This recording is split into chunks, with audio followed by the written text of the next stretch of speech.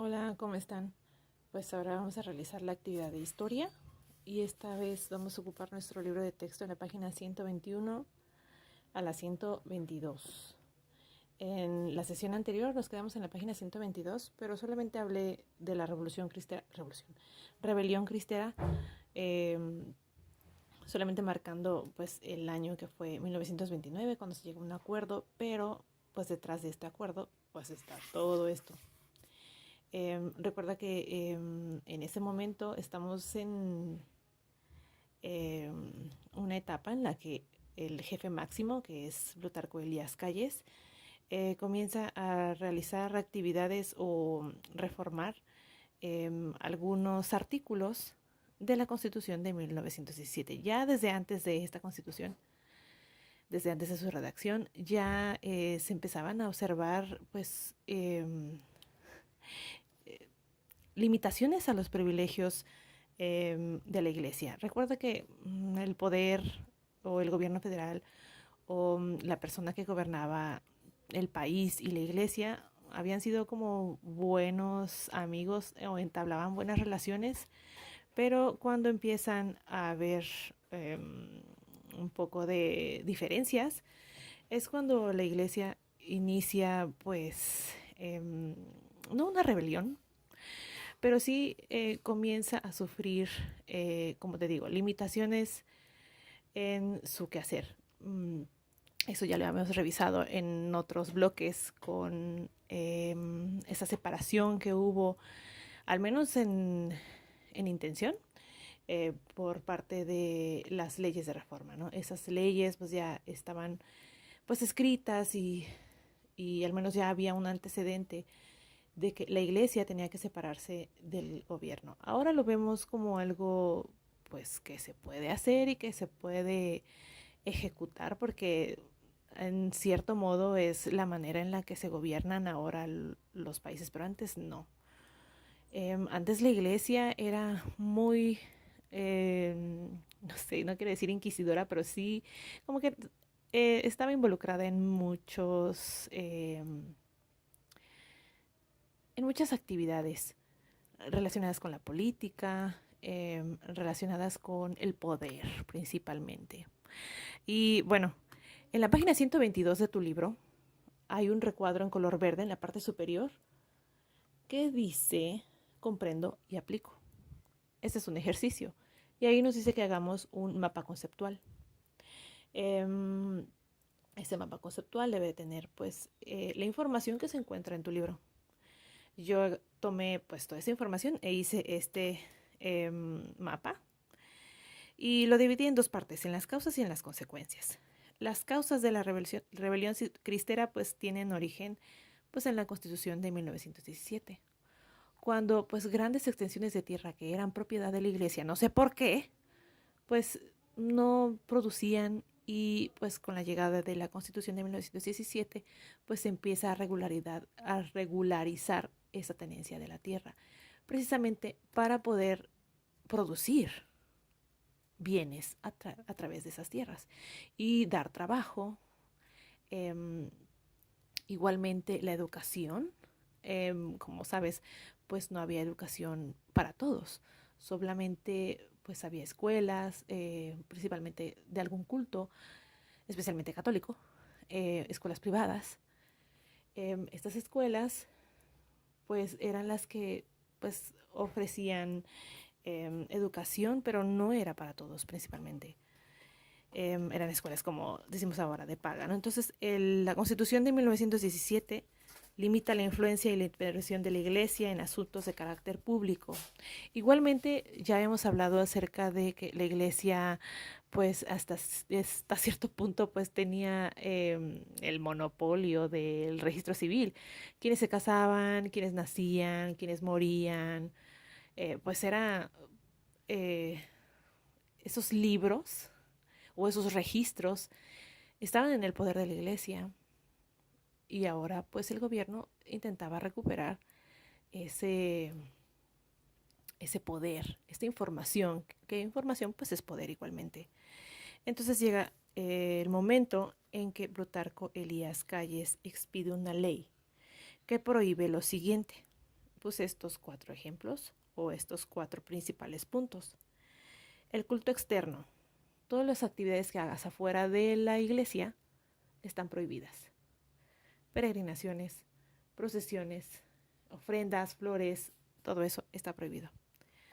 Oficiar por parte de sacerdotes extranjeros, esto también está prohibido. Tienen que ser forzosamente de nacionalidad mexicana. Ay, perdón.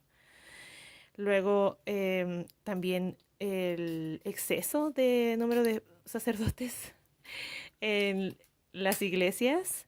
Por lo tanto, él ponía un límite.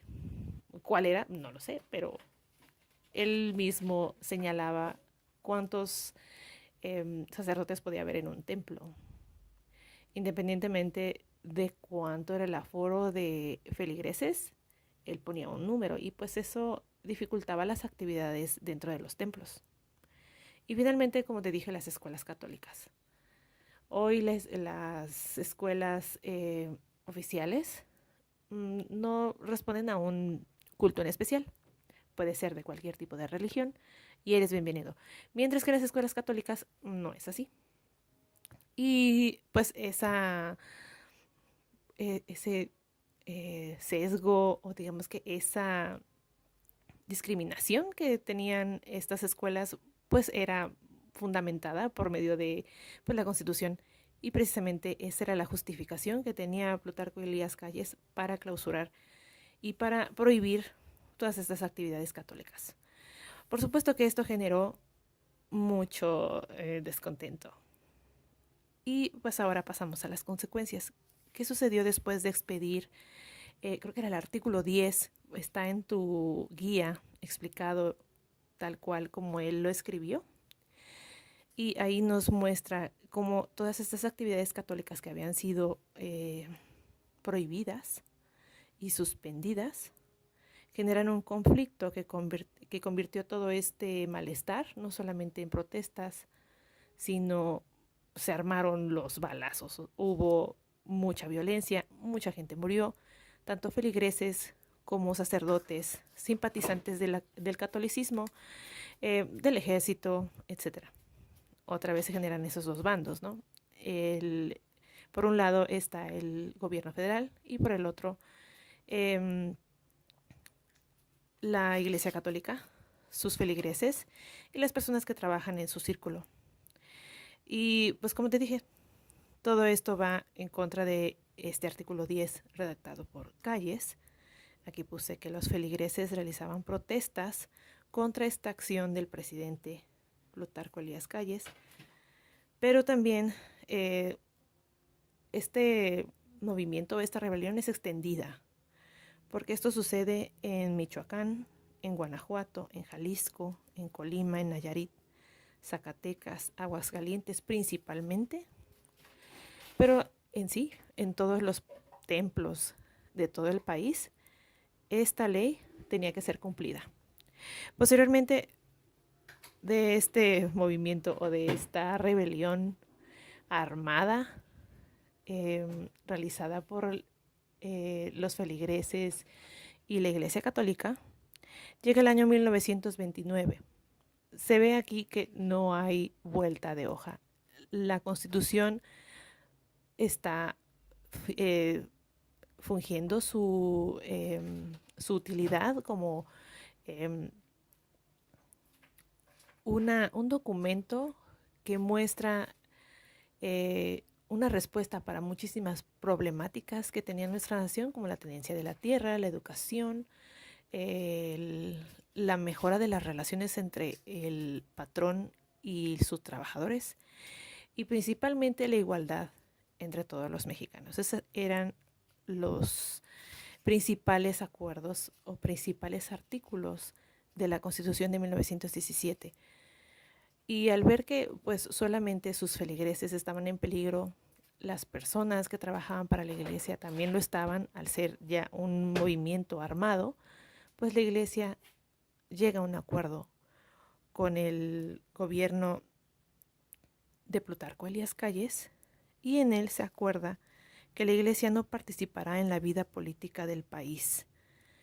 Y con esto se reconoce el gobierno federal y pues se alinea las actividades de la Iglesia Católica e igualmente los, eh, los simpatizantes de la Iglesia Católica se alinean a esta nueva constitución y pues el artículo 10 es modificado, se reanuda la actividad en los templos y precisamente porque había sido una rebelión armada, pues el gobierno federal había ocupado, y cuando digo ocupado, había cerrado, clausurado y mantenía a gente pues del ejército o de la policía custodiando los templos, y con este acuerdo pues retira a todas estas personas que estaban realizando pues la toma de estos templos y pues se da esta comunión, ¿no? Este acuerdo entre